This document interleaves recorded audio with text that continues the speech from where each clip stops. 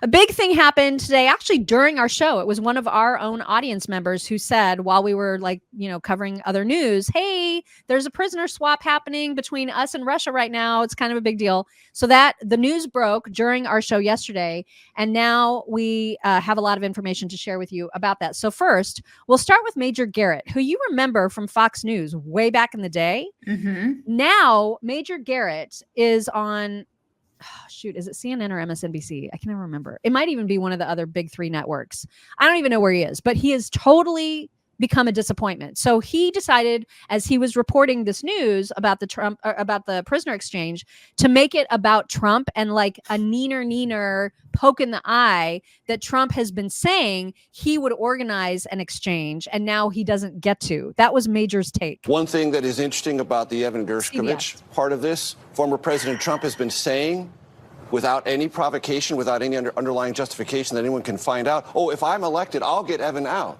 Well, guess what? That's now off the table. Whether that was politically relevant or not to voters in this country, we don't know. But for reasons known only to former President Trump, he was hyping this. Well, that hype factory has now been silenced. Yeah, and to Christine's point, now Biden puts this on his legacy as he is on his way out of office. Exactly. And we'll be hearing from him shortly. I mean, he lives rent free in these people's heads, doesn't he? Oh my God. Yeah. And listen, this is okay. That's fine. This is something that's happened. That's neat. But this is it. Like, this is something that can be in his legacy. Okay. Yay. I mean, it's great. And I'm not trying to downplay. Right. That's what I'm saying. But my God. Yeah, I don't want to downplay the significance either, but like, you've had 4 years to actually add to your legacy and you've done nothing but crap all over it. Like, you're just a sorry, pathetic old man that's been pushed out by your own party because you are so sorry and pathetic. And then on top of that, you've completely destroyed the country in the process. So, yay. Well, Doug Burgum, who of course right now is serving as sort of a Trump surrogate, he was on a talk show and he had a whole different take about it. I don't know if he's right on this, but it's an interesting take. On a larger scale, again, the Biden administration is clear. The reason why Russia wanted to do this deal now is that they think that President Trump's going to win and they don't want to deal with him. So, I mean, maybe that's possible. Possible. I hope Burgum is in his cabinet somewhere if he gets into office. I bet he will be. I just like him and I trust him. Yeah, I would be very surprised if that was not a cabinet pick, for sure. Yeah, he just seems like he wouldn't be like a backstabbing weirdo, you know? Yeah.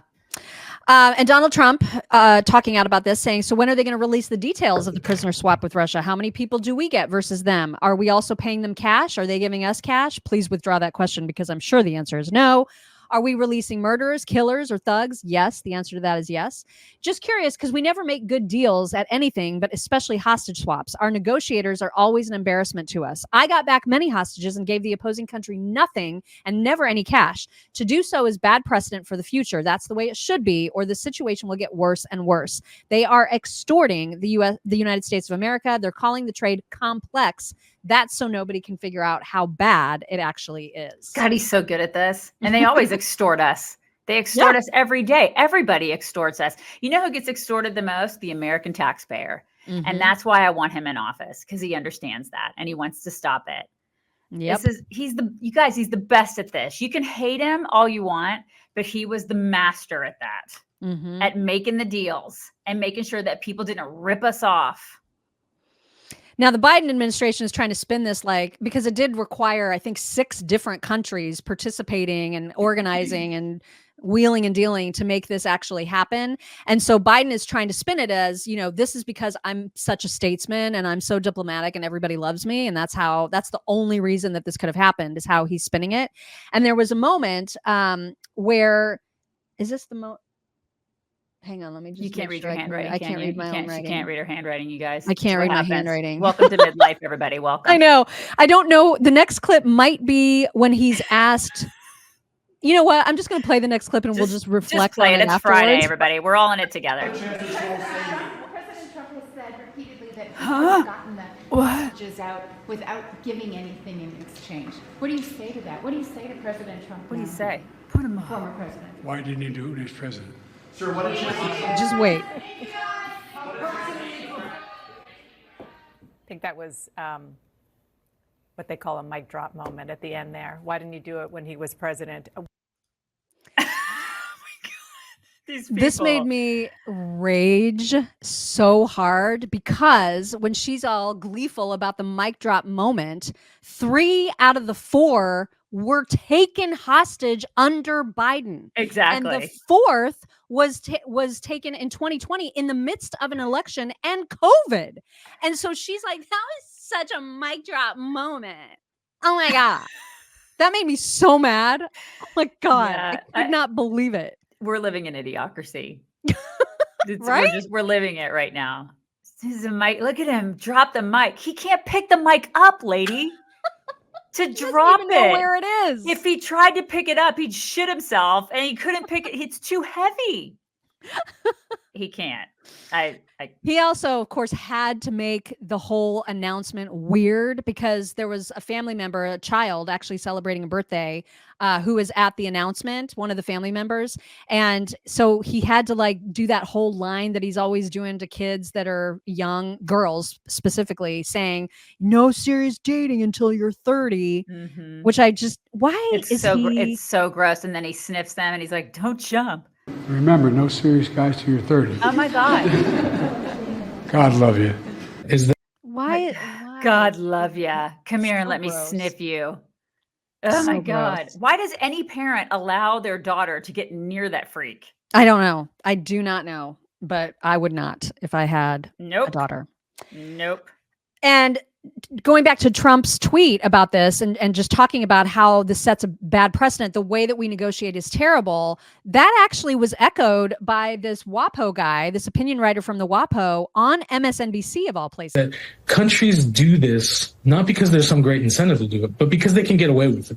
They've seen time and again that they're able to take an American and extract something of value in return. And I don't think the response is to not do deals or not give concessions, but concurrent with trying to recover and free people who are currently being held, we have to raise the cost of doing this in the first place. At the moment, there's no cost to do it. Yeah. Yeah. I Deals. mean- We need better deals. He sounded exactly like Trump, basically. Yeah. Just not so many words. Yep. And then because Kamala was obviously, I don't think she was involved in this except to be like the last person in the room and, you know, making sure that Biden got put to bed safely after he made big decisions. She wants to be important right now. She needs to be important. And they so they want her to be important. want her to be they're important. propping her up. This is all PR right now. Yes. And so she apparently spent like 30 minutes in her big giant SUV preparing to meet or to be confronted by reporters about this deal, about the swap, because they wanted to get Kamala's take, right? She had to have a script. So she spent 30 minutes in the car preparing to read a 2-minute address Good Lord. to the reporters. And then she walked off without taking any questions whatsoever. So you're going to see all 3 of those clips like sort of back to back, right? And look at the way that she hands her phone to an assistant. What a hag. Yeah. Sorry to keep you guys out late. That's why they've all left. Okay. As Vice President, it has been my honor to work alongside our President, Joe Biden, to bring home more than 70 Americans in the last 3.5 years. And we will never waver in our commitment to bring home every American who has been wrongfully detained or held hostage. That is my solemn commitment to my fellow Americans, which I will always honor. Thank you all. Madam Vice President, will you be meeting Evan and Paul when they return? Like, did I do good, Obama? I read something. Look. I read it. I read a script, Obama. Did I do good, Daddy? Did I do good? Yay. Now, granted, that wasn't the whole thing. I wasn't going to play the whole thing, but it was a 2-minute. Yeah, but I mean, just 30 minutes of prep to go do that and then take no questions. That's what a presidency looks like, you guys. They're going to hide her just like Biden until she gets it, if she gets it. And then she's going to do that in her presidency, just like Biden did. She's never going to do off script stuff. They're going to have her completely scripted all the time. And then when she does do off script stuff, she's going to be a dumbass like she's done over the past 3.5 years. You guys have seen her. I mean, it's like everybody's seen her. And it wasn't until the past 2 weeks that people are like, I'm with her. She's so smart. Right. What? And she did, like, because they went and met the planes that arrived bringing the hostages home. They both Biden and Kamala went to greet them. And so when she did walk up while Biden was speaking, you'll see her kind of hovering in the background over one of his shoulders. You'll see her, and then she kind of approaches slowly because she wants to be included. But then she does have an unscripted moment, and it's right back to the salad. Right back to word salad, where she talks about significance of time and like in terms of and related to and I mean, she cannot just be normal. It's not in her power. And amazingly, Biden sounds coherent here. So he was asked the question that you can't hear really, but what he was asked is, what was the hardest part about getting these other countries on board? What was the biggest challenge? And here was the answer.